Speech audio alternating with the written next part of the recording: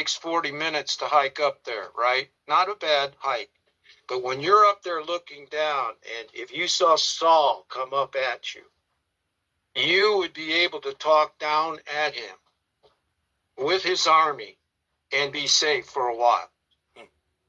That's long enough to have a conversation. Of course, we're talking about forgiveness. So David was a man that was able to let this man off the hook. He comes into a cave to relieve himself. Interesting, in Samuel there. And I was talking to a Vietnam vet about this. I said, can you imagine David's back in the mouth of the cave? In comes Saul, drops his drawers to relieve himself. Joab looks over him. He says, the Lord's given him unto your hands. You can go get him right now while he's doing his duty. And I'm talking to a Vietnam vet. He's got the ponytail, POW camp, flag on his porch. He said, we used to pick off the Viet Cong all the time when they came out in the morning to do their morning deed. They'd be out in the field doing their morning duty, and we'd be waiting for them. Boom. Wow. So David letting this man off the hook when he's doing his duty,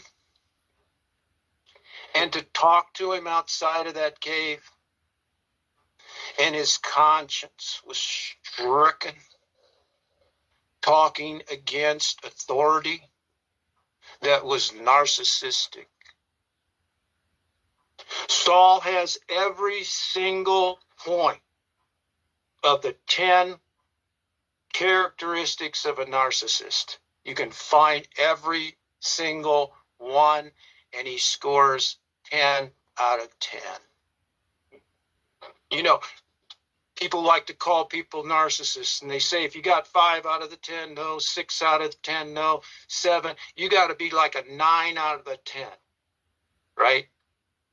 Saul's got them all. And yet David is able to reach in the camp, grab his spear, and say, who are you to chase me down? Look, I could have killed you, but I didn't.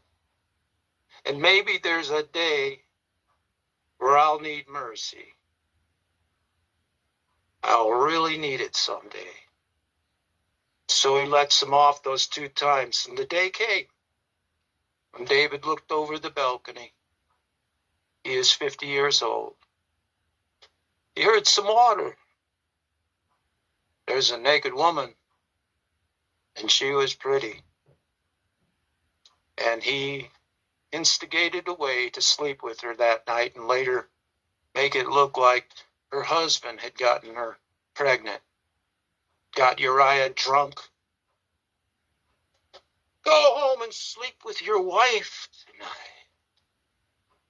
When all the other men are sleeping on the hard ground, I won't go do that. I'll obey you in every... David is sitting there looking at this man and saying, I just slept with the most loyal man, his wife, in the whole kingdom. What a hero I am. But when Nathan stood in line to talk to the king, and he said, this man has every sheep he wants, but somebody come and they came and they took the sheep, the only one this family had, when he had all these other sheep. That man will surely die. Thou art the man. But listen to this. But the Lord has forgiven you.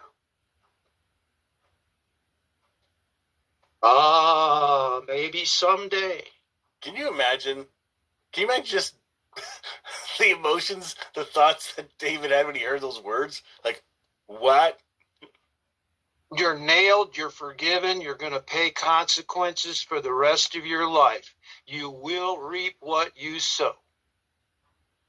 But you will not reap unforgiveness. That's beautiful. And, he has a wife that was despising him. Maybe this is why he committed adultery. He's coming in. They're bringing the Ark of the Covenant in. He's swirling. He's dancing. He throws off his robe. He's down to his undies. And it says his wife, Michael, Saul's daughter, of course, looked through the lattice and says, who's the king dancing around with all the young maids? And she despised him in her heart, right? Same Hebrew word.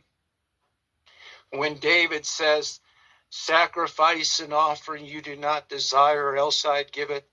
The sacrifices of God are a broken and contrite spirit. These you won't despise. Now my wife despises me, but God isn't despising me. Man, if you've ever been in trouble out there, you know what I'm talking about. I've got a dog right here. This dog loves me and I love this dog, and I don't let this dog out of my sight of protection. And yes, if he slipped and did his duty on the floor, I have to pick up his crap.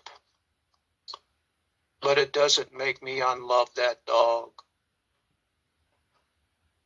And that's what I'm learning about this relationship I have with the Father. He's been cleaning up a lot of my messes, but it's never caused him to unlove me.